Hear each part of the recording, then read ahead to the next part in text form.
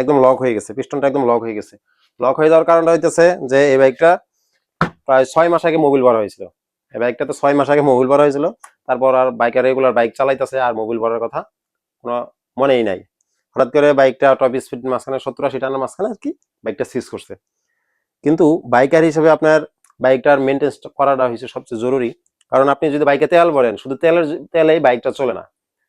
আরো কিছু আদার্স কিছু কাজ আছে যেগুলো বাইকের ব্রেক টেক বা মোবিল যখন যেটা লাগবে আর কি, সেটা ঠিক মতো না দিলে আপনার বাইকটা যে কোনো সময় সিজ করবো।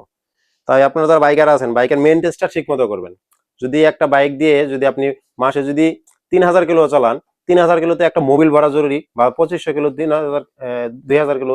এক একজন এক এক গ্রেডের মোবিল ব্যবহার করে, কেউ সেন্সিটিক দিয়ে 2500 কিলো চালায় সেন্সিটিক মোবিল দিয়ে, সেটা আপনার ব্যাপার। কিন্তু মোবিলটা বাইকে আছে কিনা বা মোবিলটা কমিয়ে দিতেছে কিনা এই বিষয়গুলো খেয়াল রাখবেন। একবার মোবিল বইরা 1 বছর চালাবেন এই চিন্তা ভাবনা বাদ দেন। কারণ আপনার এই চিন্তা ভাবনা আপনার বাইকের বড় ধরনের ক্ষতি হতে পারে। আর আমি টেকনিশিয়ান হিসাবে যেটা বলবো আর কি, আপনার বাইকের মেনটেন্সটা হচ্ছে জরুরি। যদি আপনি ঠিক মতো মেনটেন্স না করতে পারেন, এই যে এরকম সিজ করবো, কিছু করার নাই। ধন্যবাদ।